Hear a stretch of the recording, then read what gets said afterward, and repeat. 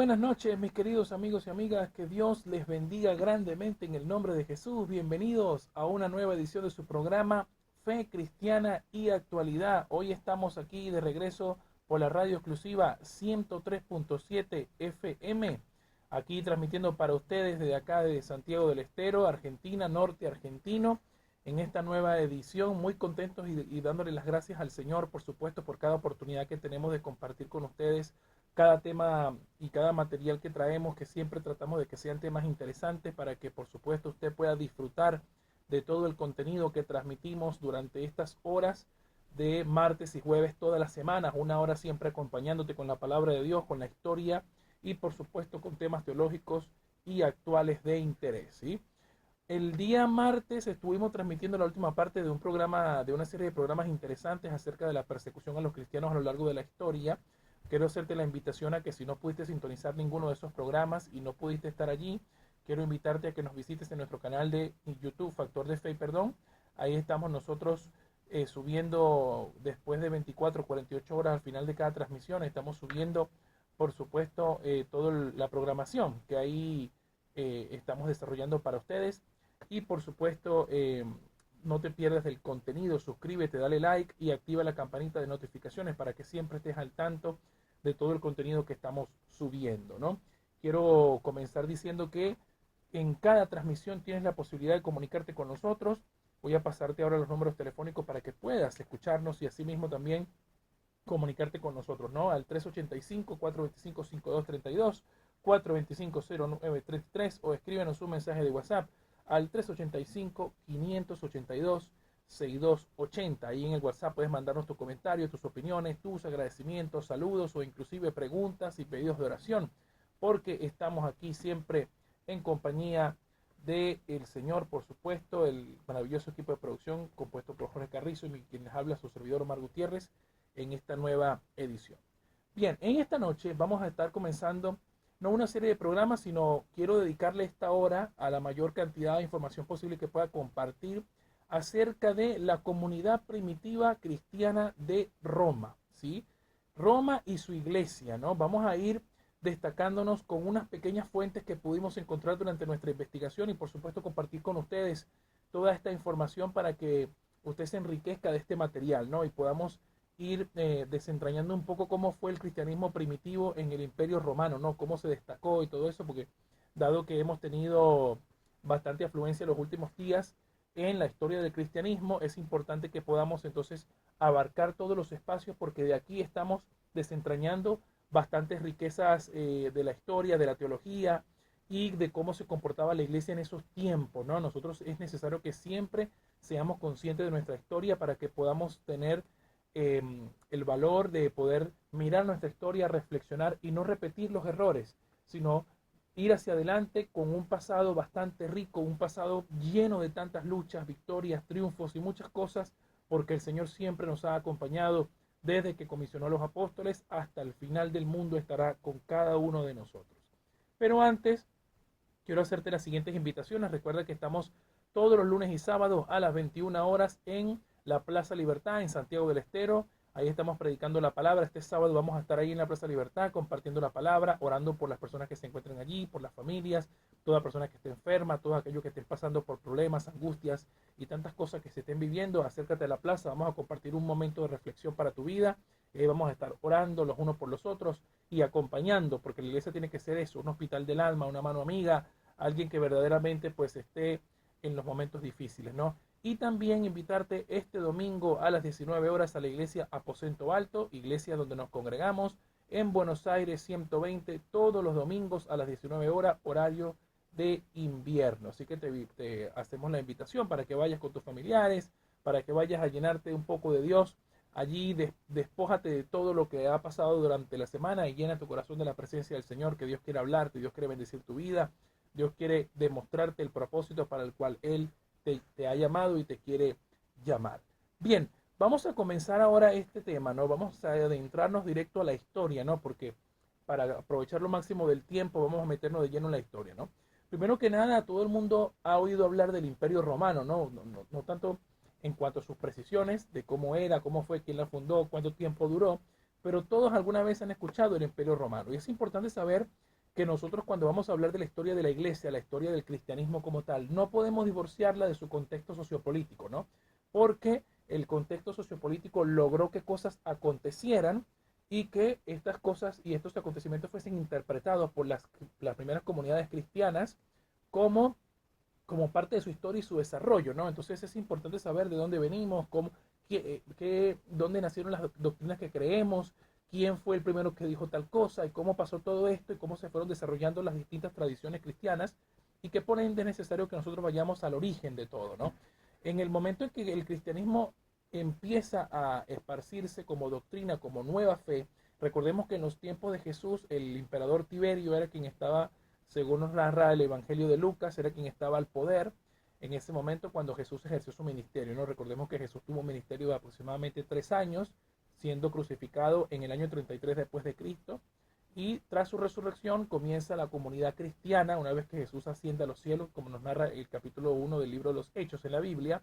Una vez que asciende, pues empieza ya la gran comisión de los primeros apóstoles y discípulos de Cristo, ¿no? La primera predicación cristiana sin Jesús se desarrolla en el capítulo 2 del libro de los Hechos.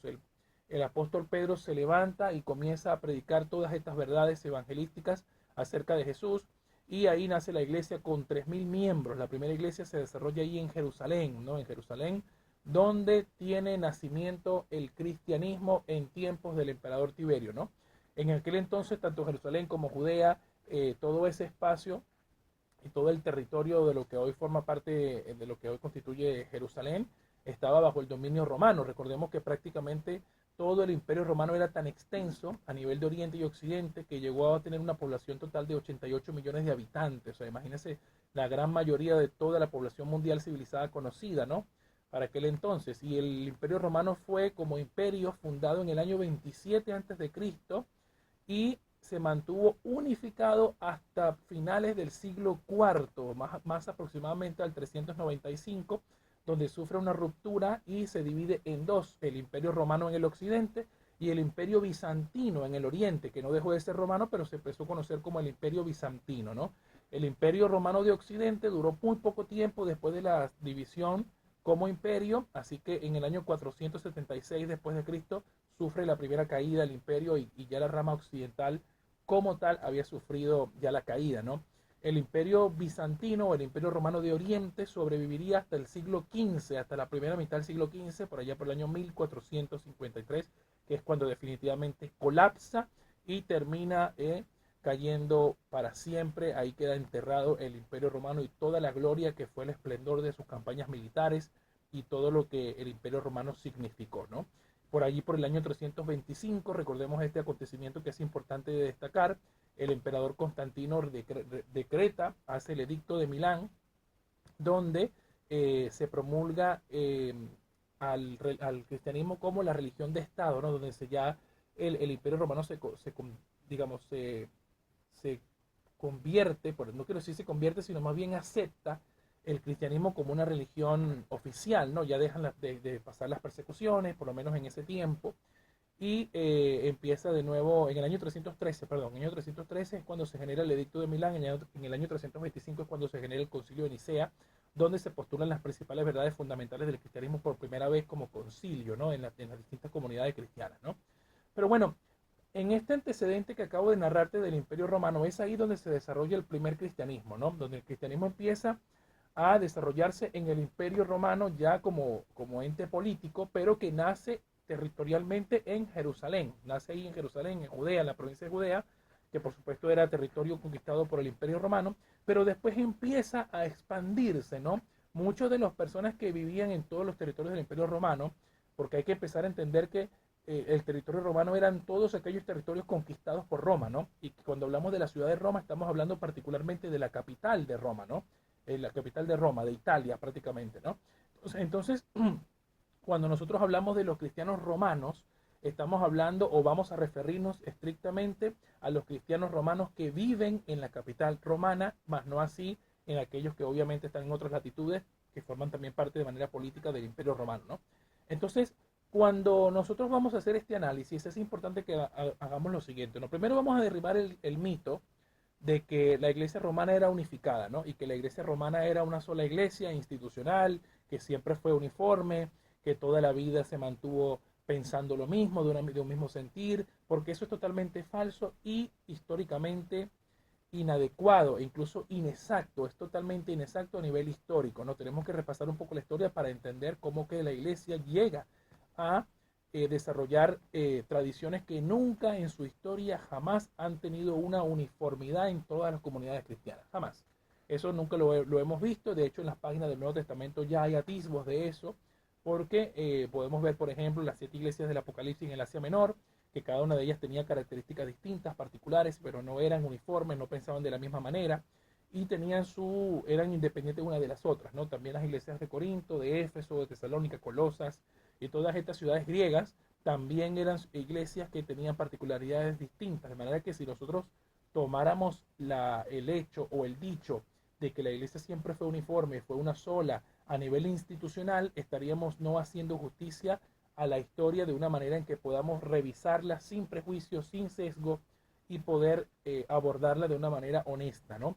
Ese es el primer mito que tenemos que derribar. La iglesia nunca fue en un principio una iglesia uniforme, nunca lo fue, sino que es necesario entender a qué nos estamos refiriendo con la palabra iglesia, ¿no? Porque el significado de la palabra iglesia nos va a ser nuestra ayuda para entender qué era la comunidad romana en la primera comunidad primitiva cristiana en Roma, ¿no? Primero que nada, sepamos que la palabra iglesia de la traducción al español del griego eclesía, ¿sí? Significa asamblea, ¿no? Es un aspecto que es naturalmente dicho, digamos, en lo que es el análisis teológico de esta palabra, pero sin embargo, si nosotros traducimos la raíz, la etimología de la palabra, viene de invitar o de llamar afuera. O sea, la palabra iglesia tiene que ser como una convocatoria afuera, hacia afuera, ¿no? Entonces viene también como la traducción griega, dado que la Septuaginta traduce la palabra kahal, que tiene el mismo significado, la palabra hebrea kahal significa asamblea, convocatoria, ¿sí? Y que se usa en los pasajes del Antiguo Testamento donde se convocaba al pueblo judío para escuchar palabra de Dios o para tratar asuntos religiosos. La Septuaginta traduce la palabra kahal como eclesía, ¿no? Entonces esto nos da una pista para entender que la palabra iglesia no se refiere a un templo o una edificación, sino que se refiere a una comunidad que comparte algo en común, una fe, una doctrina, una forma de pensar, por así decirlo. Entonces, cuando nosotros hacemos este análisis y llevamos este significado de la palabra iglesia a la comunidad primitiva de Roma, nos vamos a encontrar con una sorpresa, porque ya les voy a decir por qué. Primero que nada, es difícil saber, primero, cuándo fue exactamente la fundación de la primera iglesia en Roma. ¿Y esto por qué es difícil de demostrar? Porque las iglesias inicialmente no se llevaban, no se producían, o mejor dicho, no ejercían su función en un templo específico, ¿no? Recordemos que cuando el cristianismo penetra las arterias de Roma y llega hasta la capital romana, se encuentra con una ciudad totalmente pagana, ¿no? Una ciudad politeísta, las religiones politeístas de Roma que siempre han tenido, inclusive el culto hacia los emperadores, porque tenían un supuesto origen divino, y que esto fue motivo incluso de persecución, lo hablamos en los programas anteriores acerca de la persecución de los emperadores romanos, pero cuando sucede esto, la iglesia empieza a desarrollarse de manera clandestina, o sea que se congregaban en casas, ¿no? Y es muy difícil determinar a ciencia cierta y según algunos eruditos, cuándo es la fecha exacta en que se funda la comunidad cristiana en Roma. Y de hecho, ni quién lo hizo, ¿no? La tradición esa de Pedro y Pablo se sostienen por tradiciones que han sido aceptadas como realidades con el paso del tiempo, pero cuando hacemos un análisis riguroso para saber si Pedro o Pablo realmente fundaron la comunidad de Roma, nos encontramos con que no es así y vamos a ir desentrañando este tema paso a paso para que vayamos viendo que no se trata de este tema, no es un análisis sesgado contra una institución o una iglesia histórica, sino más bien hagamos la revisión histórica como que si fuésemos historiadores y vayamos a lo que dicen los eruditos y las fuentes que tenemos a disposición nuestra para saber cómo estaba compuesta la comunidad primitiva de Roma, ¿no? Primero que nada, las iglesias se congregaban en casas, ¿no? En las casas allí, ¿no? Y es bien sabido que las casas eran dirigidas por mujeres, ¿no?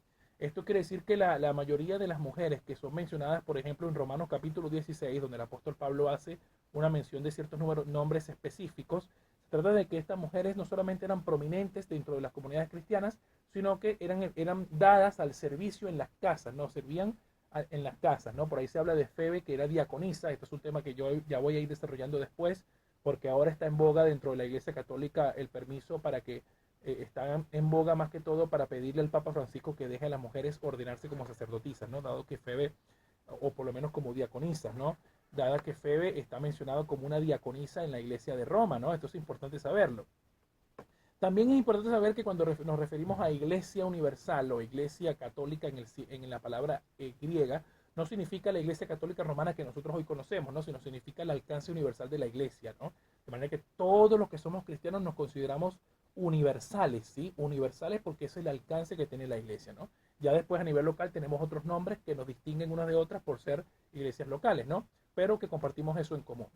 Bien, entonces habiendo establecido esto, que no tenemos fecha de fundación para la primera iglesia cristiana en Roma, ¿cómo fue que el cristianismo llegó a Roma? Bueno, vamos primero que nada a Hechos capítulo 2. Si vamos a Hechos capítulo 2, vamos a encontrar, como dije hace unos minutos, la primera predicación del Evangelio, ¿no?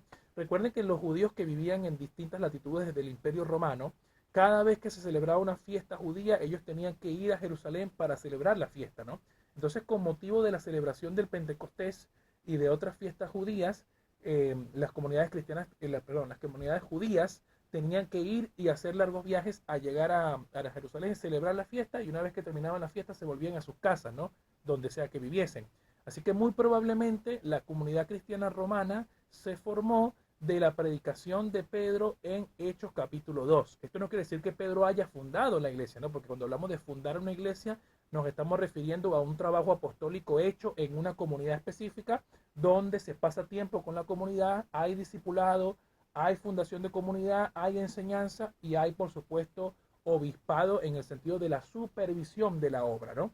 Entonces, esto no ocurrió. Pedro permaneció en Jerusalén llevando a cabo su ministerio, mientras que ya es muy probable que algunos judíos que habían escuchado de Cristo y se habían convertido en Jerusalén hubiesen llevado esta predicación a Roma. Eso es lo que se teoriza. No hay una ciencia cierta acerca de esto, pero es lo más probable, dado que la primera predicación se llevó a cabo frente a comunidades distintas. Por eso cuando hablamos de que el Espíritu Santo bajó en lenguas y le dio lenguas a, a los apóstoles, estaban hablando distintas lenguas que ellos no dominaban, y gente extranjera que estaba allí para escuchar lo que se estaba diciendo entendían a cabalidad lo que Pedro estaba diciendo, ¿no? Tenían un mensaje, esas lenguas tenían un propósito evangelístico, por ende el mensaje llegó a los incrédulos, tomaron el evangelio y muy probablemente llegó a las latitudes a donde esas personas vivían originalmente. Entonces así es como se cree que la iglesia de Roma fue fundada. Pero no nos detengamos aquí, porque si seguimos con este análisis vamos a darnos cuenta que, como dije hace unos segundos, la iglesia se llevaba a cabo dentro de las casas de manera clandestina. Recordemos que siempre el cristianismo estuvo clandestino durante sus primeros años, porque no solamente había persecución contra ellos, sino que los judíos estaban levantándose en contra de este grupo cristiano. De hecho, el primer emperador que emite un documento legal para expulsar no solamente a cristianos, sino también a judíos es el emperador Claudio. El emperador Claudio tuvo un gobierno del año 41 al 54 después de Cristo, ¿no? Esta es más o menos la fecha en la que se cree que las comunidades cristianas en Roma empezaron a florecer, ¿no? Dice Suetonio, que es un historiador romano, que Claudio emitió este edicto para expulsar a judíos que tenían conflicto por algún Crestus, ¿no? Eso es lo que dice la carta de Suetonio, lo que dice el escrito. Y algunos eruditos han llegado a pensar que se trataba de Cristo, esa palabra Crestus. Y bueno, eso lo podemos corroborar en Hechos capítulo 18, ¿no? Si nosotros vamos a Hechos capítulo 18, vamos a ver que Lucas, que escribió el libro de los Hechos, nos refiere a este acontecimiento, ¿no? Vamos a ir a Hechos capítulo 18, leemos la palabra bajo la bendición del Padre, del Hijo y del Espíritu Santo. Dice en el verso 1, después de estas cosas, Pablo salió de Atenas y fue a Corinto, y halló a un judío llamado Aquila, natural de Ponto, recién venido de Italia, o sea, también de Roma, con Priscila su mujer, por cuanto Claudio, el emperador, había mandado que todos los judíos saliesen de Roma. Entonces, este versículo que Lucas nos está escribiendo acá y hace llegar hasta nosotros es sumamente importante porque nos hace reflejar el primer conflicto que hubo o que se haya tenido noticia o conocimiento en la comunidad romana de la capital entre cristianos y judíos. Entonces había emitido un edicto, Claudio, para expulsarlos a todos por los conflictos que se generaban entre estos grupos. De hecho, se creía que el cristianismo era una nueva secta judía y esto hizo que el emperador Claudio tomara cartas en el asunto y de hecho esta es una primera mención de una fuente directamente bíblica y hasta extrabíblica con los escritos de Suetonio, ¿no? Entonces ahí tenemos la primera expulsión de los judíos de Roma, ¿no? Pero después de la muerte de Claudio, después del año 54 después de Cristo, los judíos que fueron expulsados fueron paulatinamente volviendo a Roma y allí continuaron con el Evangelio de Cristo, obviamente continuaron funcionando como iglesia, acabada la vida del emperador Claudio, ¿no? Pero aquí, ¿a dónde se dirigieron los judíos que volvieron a Roma, ¿no? ¿A qué comunidad específicamente? Esto es algo interesante, ¿no? Porque vuelvo a repetir, no es que los judíos esperaron que el emperador muriera y volvieron a una comunidad unificada, porque no existía una comunidad unificada. De hecho, tengo algunos escritores que me gustaría compartir con ustedes, que son eruditos y estudiosos del tema, que comparten posiciones distintas. Por ejemplo, lo primero que vamos a decir es que la mayoría de los cristianos que estaban en Roma eran paganos cristianos. Y eso es obviamente, eso es algo totalmente obvio porque la mayoría de las personas que vivían en la capital eran paganos, eran politeístas, eran gente que venía del pueblo gentil, ¿no? Y la comunidad de Roma que adquirió cierta relevancia porque ciertamente en aquel entonces existían algunas sinagogas judías ahí en la ciudad capital, no eran suficientes como para sobrepasar el número a los paganos por razones obvias, ¿no? Pero no hay ninguna duda, no hay ninguna duda, dice Walter Smithers en su libro Epístola a Roma, dice, está fuera de toda duda que los cristianos romanos a los que Pablo escribe, según la opinión de Pablo, son paganos cristianos. Esto está en la página 24 de este libro, Epístola a Roma. Entonces, no hay ninguna duda de que los paganos cristianos son son aquellos destinatarios de la carta del apóstol Pablo a Roma que hoy encontramos en la Biblia, ¿no? En la palabra de Dios. También recordemos que la epístola a los romanos es una epístola que contiene una base doctrinal bastante sólida y que es muy probable que Pablo haya tenido contacto con estos romanos, pero aunque no los haya conocido personalmente, él se ha dedicado a escribirle todo este tratado teológico profundo para que ellos conociesen lo que era la fe que ellos habían recibido, ¿no? También tenemos esto que acabo de decir, de que no había una comunidad centralizada y organizada, me lo respalda el señor Armin Panning, quien es un teólogo erudito en el tema también, en su libro Romanos, dice, además en Roma no parece haber existido allí una congregación centralmente organizada. Los lectores de la carta de Pablo eran una serie de grupos pequeños que se reunían en casas particulares. La mayoría de los cristianos de Roma eran de origen gentil, páginas 5 y 6 del libro Romanos de Armin Panning, ¿no? Este señor es uno de los que postula esto que yo estoy diciendo. De hecho, si nosotros leemos el capítulo 16 de Romanos, de la epístola de los Romanos, los cristianos de Roma, cuyos nombres a la simple vista se ven que no tienen origen judío, sino que es de origen griego y incluso pagano, muchos de estos cristianos eran la gran mayoría de las comunidades que ahí residían, ¿no? De hecho, puedo atreverme a decir que hay dos eruditos más que me gustaría compartir con ustedes que no creían que hubiese una sola comunidad, ¿no? De hecho, esto que acabo de decir también es respaldado por dos fuentes más que ya te voy a compartir. Hay escritores como, por ejemplo, Hans Josef Klau, que es un teólogo alemán importante, dice que habían tres comunidades, al menos tres comunidades, ¿no?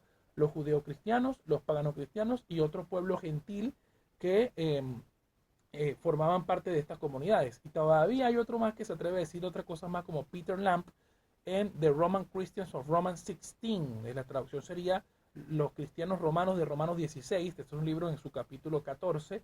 Dice que había hasta 8 comunidades distintas. O sea, él divide 8 comunidades distintas de ese capítulo 16 en cada uno de los grupos que Pablo saluda, ¿no? Entonces es interesante saber que todos los eruditos que abordan el tema están de acuerdo en que nunca hubo una iglesia unificada y nunca hubo una institución centralmente organizada, sino que hubo distintas comunidades que formaron la comunidad cristiana de Roma, y a esa comunidad cristiana de Roma es la que Pablo se dirige en la epístola a los romanos. Dicho sea de paso, otra evidencia más en contra de esta tradición que decía que Pedro estuvo ejerciendo 25 años allí el obispado, o que fue su primer papa, está en Romanos 15:20. Romanos 15:20 nos da una pista de que Pablo como apóstol ha tenido una tarea bastante específica y asignada por el mismo Cristo, y que a su vez su apostolado se caracterizó por fundamentar iglesias donde otro apóstol no haya trabajado antes, ¿no? Y eso es lo que hoy quiero destacar aquí. En Romanos 15:20 dice: y de esta manera me esforcé a predicar el evangelio no donde Cristo ya hubiese sido nombrado. O sea que estamos tratando de decir que probablemente o muy probablemente esta comunidad romana que había recibido Cristo de la predicación de Pedro en Hechos capítulo 2 no haya sido fundamentada por una autoridad apostólica aún, porque él dice que él se esfuerza a predicar el evangelio no donde Cristo ya ha sido nombrado, para no edificar sobre fundamento ajeno. O sea, él no edifica sobre otro fundamento que ya ha sido puesto, ¿no? Nosotros hemos hablado en otros programas respecto al fundamento apostólico, como dice Efesios 2:20, la iglesia está fundamentada en el fundamento de los apóstoles y profetas, ¿no? De manera que si ya hay un fundamento no se puede poner otro. Y ahí es donde Pablo hace esta revelación a los romanos, que en su mayoría, como dicen estos eruditos, eran paganos cristianos, ¿no? Más allá de que también existiesen otras comunidades. Y Gálatas 2:7, Gálatas capítulo 2, verso 7, también nos confirma cuál fue el acuerdo entre Pablo y Pedro, ¿no? Gálatas 2, capítulo 2, verso 7 dice, antes por el contrario, como vieron que me había sido encomendado el evangelio de la incircuncisión, esto dice Pablo, el evangelio de la incircuncisión quiere decir ir a evangelizar a los gentiles, como a Pedro el de la circuncisión, pues el que actuó en Pedro para el apostolado de la circuncisión, o sea, el apostolado para los judíos, actuó también en mí para con los gentiles. Y reconociendo la gracia que me había sido dada, Jacobo, Cefas, que es otro nombre para Pedro, y Juan, que eran considerados columnas, como columnas, de igual manera los tres como columnas, nos dieron a mí y a Bernabé la diestra en señal de compañerismo para que nosotros fuésemos a los gentiles y ellos a la circuncisión. De manera que esto coincide plenamente con lo que acabamos de leer en las fuentes de estos eruditos, y que confirma que no había una sola comunidad organizada y centralizada desde el principio, sino que para que eso llegase a pasar pasarían años, ¿no? Pasarían muchísimos años, incluso después del concilio de Nicea pasarían muchísimos años para que se convirtiese en una tradición el querer aceptar el hecho de que la iglesia en sus principios fuese unificada o fuese uniforme, cosa que no se puede sostener con el revisionismo histórico que estamos haciendo ahora mismo, ¿no? Sino que estas distintas comunidades compartían algo en común, pero eran independientes de sí, dado que estas distintas comunidades compartían el evangelio, pero no era una cuestión de sometimiento de unas a las otras, ¿no? Sino que estas comunidades pues persistieron en la práctica de estas reuniones que se hacían, ¿no? Normalmente se sabía o se sabe que se reunían en las casas, compartían el evangelio, partían el pan, que se llama la Eucaristía o la Santa Cena, mejor dicho, y ahí pues cantaban himnos, y por supuesto estaba lo que era el compartir de los hermanos, ¿no? Esto fue lo que era la comunidad cristiana de Roma en su momento. De manera que estos mitos de la iglesia institucional, que siempre fue una desde el principio de los primeros siglos, o que Pedro estuvo en Roma durante 25 años y que luego Pablo escriba estas cosas y luego estos eruditos puedan apoyar la versión de que realmente existían varias comunidades en Roma, no solamente judías, sino también paganas, se puede dar por hecho que no existió nunca un obispado de Pedro durante 25 años, y mucho menos que él haya sido el fundador de esto, ¿no? De hecho, te voy a decir algo de David Sineira, que es un escritor de la Universidad Pontificia de la Orden de San Agustín en Valladolid, España. Valladolid. Dice, la labor misionera de los cristianos en las sinagogas romanas fue imposible. Mire esto. De este modo, el campo de misión se redujo fundamentalmente a ambientes familiares de los paganos cristianos, o sea, el fundamento donde Pablo había sido encomendado. Estos llegarían a ser paulatinamente mayoría dentro de la comunidad romana. La organización de los cristianos que permanecieron en Roma después del edicto hasta la muerte de Claudio, el edicto que habíamos hablado inicialmente, no es fácil de determinar porque no tenemos información al respecto. Mire lo que dice David Sinai en la página 452 de su escrito Pedro y Pablo en Roma, ¿no? Bueno, estas fuentes nos dan un poco de luz acerca de cómo fue el principio de esta comunidad y cómo se fueron llevando a cabo el desarrollo histórico de estas comunidades, ¿no? Bueno, ya vamos a ir a la primera pausa, pero antes de irnos, queremos recordarte que puedes comunicarte con nosotros al 385-425-5232, 425-0933, o escríbenos un mensaje de WhatsApp al 385-582-6280. Escríbenos tus comentarios, tus opiniones, tus pedidos de oración, agradecimientos, o inclusive dinos qué piensas de este tema que estamos tratando, ¿sí? Vamos a la primera pausa y ya venimos con más. Bueno, estamos con la segunda parte de su programa Fe Cristiana y Actualidad por aquí por la radio exclusiva 103.7 FM. Estamos tratando el tema histórico de la primera comunidad cristiana en Roma, la comunidad primitiva cristiana en Roma capital, el Imperio Romano, ¿no?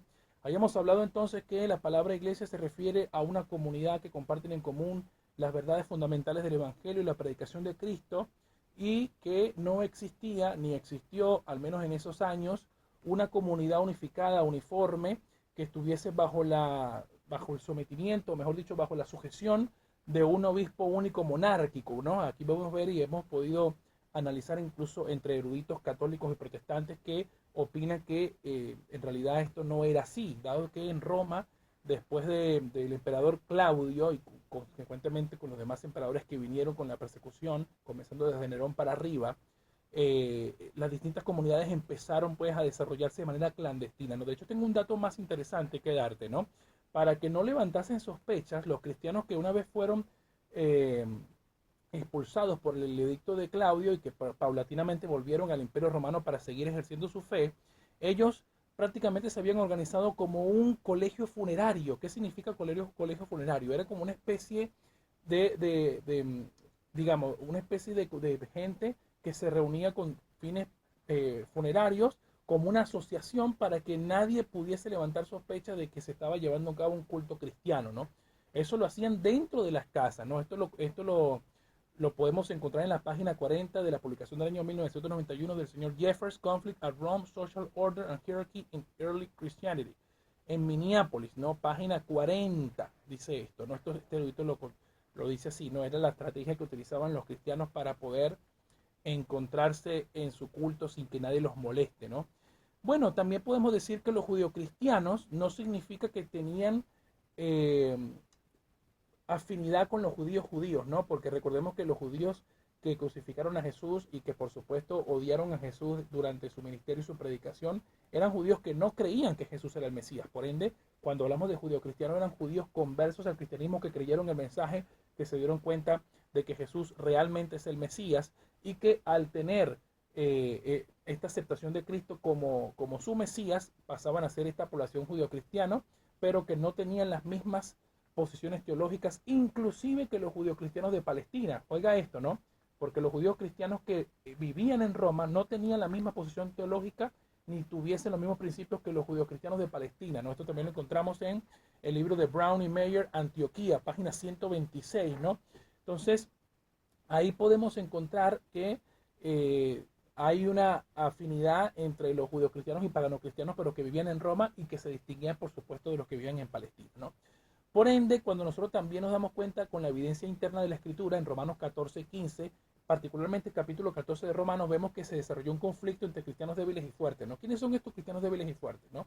Por ahí podemos decir que los cristianos fuertes eran aquellos judíos que conocían realmente lo que eran la ley mosaica y conocían estas prohibiciones que trata Pablo allí, y que por supuesto los débiles eran aquellos que constantemente eran molestados con su conciencia. Por ejemplo, aquellos cristianos que le decían no puedes comer esa carne porque fue sacrificada a los ídolos, no puedes hacer esto, no puedes hacer aquello, y tenían una conducta un poco particular, ¿no? Más o menos como lo que tuvo el apóstol Pedro en Antioquía, cuando Gálatas, en el episodio de Gálatas, cuando el apóstol Pablo lo reprende, ¿no? Porque se comportaba de una forma con los judíos y con los gentiles, perdón, y cuando venían los judíos se comportaban de otra forma distinta. Más o menos pasaba lo mismo o lo que podemos describir en Romanos 14, pero esto ya de una forma en que no les interesaba la conciencia del otro, y por eso Pablo aborda estos problemas en estos dos capítulos, ¿no? Esto también nos hace ver y nos hace entender que hay dos comunidades distintas que están tratando de vivir un cristianismo distinto, porque algunos piensan que era pecado comer carne a los ídolos, mientras que otro no lo consideraba así. Y entonces, bueno, lea todo el capítulo de Romanos 14 y se va a dar cuenta que Pablo aborda esta situación con dos comunidades distintas. Esto apoya la tesis de que existía más de una comunidad con pensamientos distintos, no uniforme en la comunidad romana, ¿no? Esto es importante saberlo. También tenemos que comprender que Pablo, cuando está hablando en el capítulo 16, siempre es importante que nos vayamos al capítulo 16, vamos a irnos, porque ahí tenemos algunas joyas históricas para compartir, ¿no?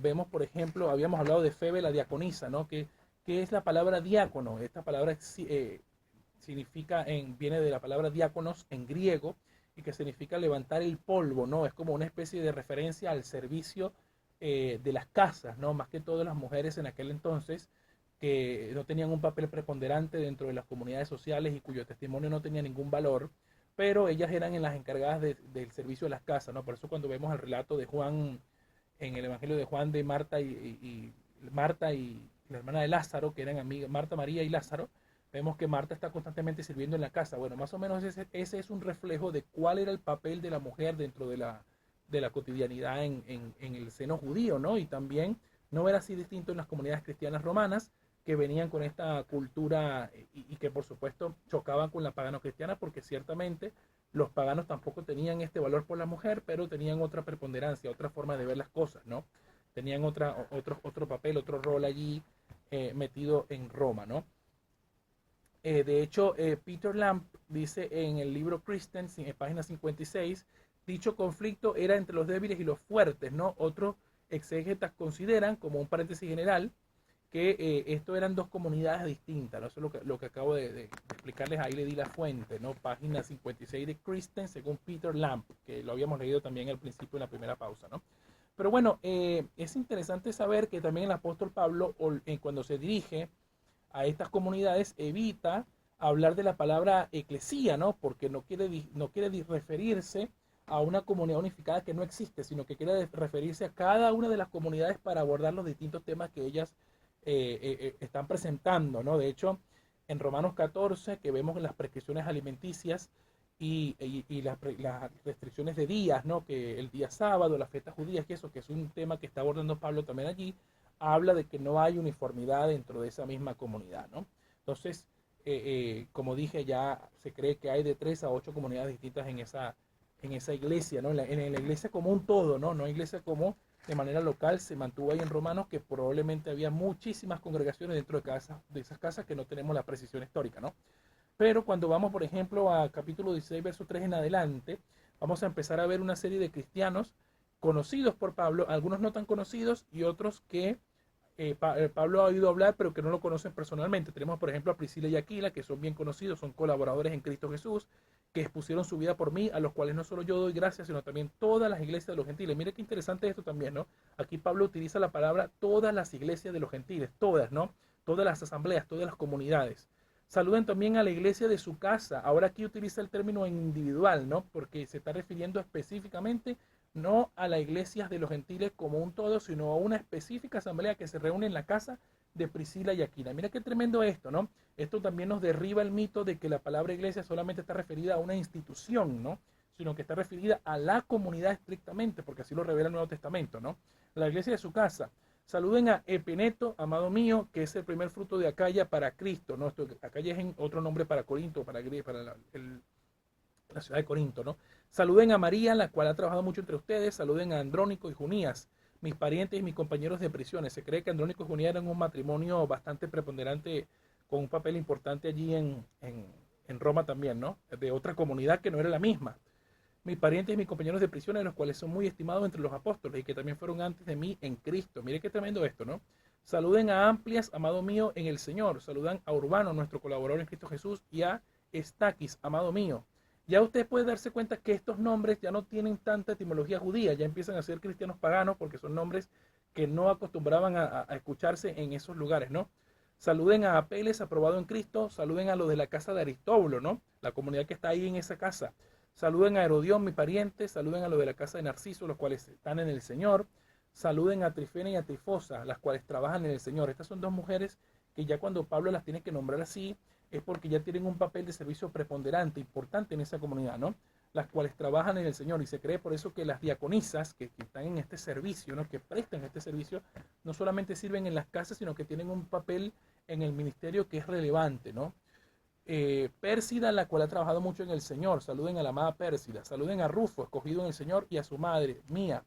Saluden a Asíncrito, a Flegonte, a Hermas, a Patrobas, a Hermes y a los hermanos que están con ellos. Mira, nombres griegos y que son obviamente evidencia interna de que son cristianos paganos, ¿no? Que eran paganos cristianos. Saluden a Filólogo, a Julia, a Nereo y a su hermana, a Olimpas y a todos los santos que están con ellos. Salúdense los unos a los otros con ósculo santo. Los saludan todas las iglesias de Cristo. Este versículo me gusta muchísimo porque también vuelve a enfatizar el hecho de que la iglesia de Cristo, aunque es una en su alcance universal y en su alcance invisible, es una comunidad a nivel general de todas las épocas y de todos los tiempos. Aquí Pablo establece que los está saludando a estos cristianos de Roma todas las iglesias de Cristo, ¿no? Lo hace en plural, eso es importante destacarlo. Mas ruego, hermanos, que se fijen en los que causan divisiones y tropiezos en contra de la doctrina que ustedes han aprendido y que se aparten de ello, porque tales personas no sirven a nuestro Señor Jesucristo, sino a sus propios vientres, y con suaves palabras y lisonjas engañan los corazones de los ingenuos. Porque vuestra obediencia ha venido a ser notoria a todos. Así me gozo de vosotros, pero quiero que sean sabios para el bien e ingenuos para el mal. Y el Dios de paz aplastará en breves a Satanás bajo vuestros pies. La gracia de nuestro Señor Jesucristo sea con ustedes. Los saludan Timoteo, mi colaborador, y Lucio, Jasón y Sosípater, mis parientes, otros nombres bastante particulares, ¿no? Yo, Tercio, que escribí la epístola, mira qué tremendo, Tercio fue el que la escribió por dictado de Pablo. Os saludo en el Señor, los saluda Gallo, el hospedador mío y de toda la iglesia. Los saluda Erasto, tesorero de la ciudad, y el hermano Cuarto, otros nombres particulares también. La gracia de nuestro Señor Jesucristo sea con ustedes. Amén. Aquí, al quedarnos en este lugar, se dieron cuenta que cada uno de estos nombres tienen etimología distinta, ¿no? Son pronunciados que no los encontramos o no los volvemos a encontrar en la literatura del Nuevo Testamento, pero cuando vamos a su origen, ¿no? Son nombres griegos, nombres romanos. Entonces esto refuerza la idea de que hay varias comunidades cristianas acá, ¿no? A las que Pablo está haciendo referencia. No se está haciendo referencia a una sola comunidad uniforme, sino a varias gente, a varias personas que han conformado las iglesias de Cristo, ¿no? Las iglesias de Cristo. Eso lo quiero celebrar porque nosotros como cristianos tenemos que entender que la diversidad y la unión entre la diversidad y la diferencia es un atributo que Dios nos ha dado, ¿no? Como seres humanos no podemos pensar todo lo mismo, no podemos sentirnos todo de la misma manera, ¿no? Sino que dentro de esa diversidad hay una unión espiritual que nos acontece, que nos hace ser un miembro los unos de los otros. Siempre la metáfora de la iglesia es que es un cuerpo, es el cuerpo de Cristo, al cual Cristo es la cabeza. No existe un hombre que sea cabeza de la iglesia, solamente Cristo es la cabeza de la iglesia, solamente Él, porque Él fue el que se entregó a sí mismo por ella con precio de sangre. No puede haber un ser humano que diga que es la cabeza universal de Cristo o de la iglesia, porque ya la escritura estaría en confrontación con esa idea, ¿no? Por eso cuando hablamos de cuerpo hablamos de distintos miembros, ¿no? Cada uno tiene un talento, una función, algo que dar al cuerpo de Cristo, ¿no? Y eso es esa es la visión que tenemos que recuperar, ¿no? Dejar de vernos a los unos a los otros como que si fuéramos extranjeros o extraños, pero ahí vamos realmente a entender lo que significa ser cuerpo de Cristo. Bueno, ya casi son las 21:50, qué rápido ha pasado el tiempo, vámonos a la segunda pausa, pero antes decirte que todavía estás a tiempo para comunicarte con nosotros. Si quieres meter alguna pastillita ahí de comentario, llámanos al 385-425-5232, 425-0933 o escríbenos un mensaje de WhatsApp al 385-582-6280. Vamos a la segunda pausa, ya venimos con más. Grande es nuestro Dios, grande, enorme y poderoso. Que Dios bendiga siempre a todos nuestros oyentes, que la presencia de Dios les acompañe siempre. Bueno, mis queridos amigos y amados en Cristo Jesús, ya hemos llegado al final de nuestro programa Fe Cristiana y Actualidad. Antes de irnos queremos, por supuesto, hacer las invitaciones correspondientes. Este día sábado vamos a estar en la Plaza Libertad a las 21 horas llevando la palabra de Dios, llevando el Evangelio, orando por aquellos que necesiten de verdad reconciliarse con Dios, darle la espalda al mundo y venir a Cristo. Ahí vamos a estar, por supuesto, ahí en pie de batalla, orando por usted, por los enfermos, por los que necesiten. Ser una mano amiga en medio del tiempo del dolor y la oscuridad, ¿no? Así que vamos a estar este día sábado a las 21 horas allí en la Plaza Libertad. Y lo invitamos este domingo a la Iglesia Aposento Alto, Buenos Aires 120, a las 19 horas nos congregamos allí. Vamos a estar en familia, juntos, acompañados, llenos de Dios, para compartir los unos a los otros, compartir un cafecito después del culto, charlar un poco, llenarnos un poco de alegría y gozo en la presencia del Señor, ¿no? Porque para eso nos llama Dios, para tener comunión los unos con los otros. Así nos está llamando el Señor para que podamos asistir a su presencia, ¿no?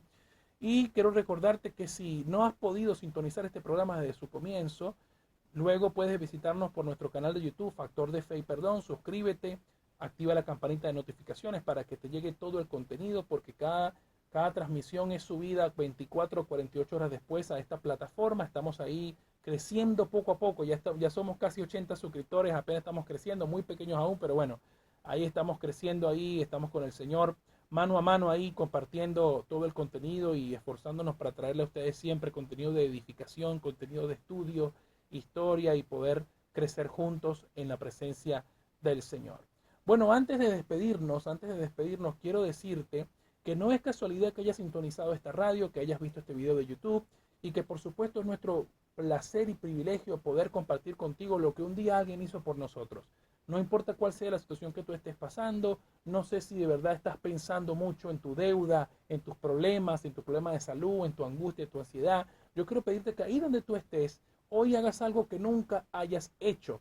Abrir tu corazón y tu mente al Señor para que Dios venga sobre tu vida y cosas maravillosas empiecen a pasar, para que Dios empiece a ordenar tu vida, para que tengas la paz en medio de tanta adversidad que estamos viviendo en estos tiempos, para que el Señor pueda hacerse presente tarde, día, mañana, noche, en cualquier momento en tu vida y te ayude a sobrellevar todas las cargas que estás teniendo en este día.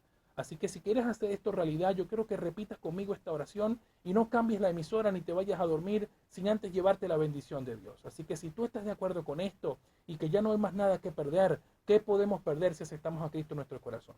Así que te pido que repitas después de mí esta oración. Señor Jesús, en esta hora yo te doy gracias por hablar a mi vida. Sé, Señor, que moriste por mí en la cruz del Calvario y resucitaste al tercer día. Yo me arrepiento de mis pecados y te acepto como mi único y suficiente Señor y Salvador de mi vida.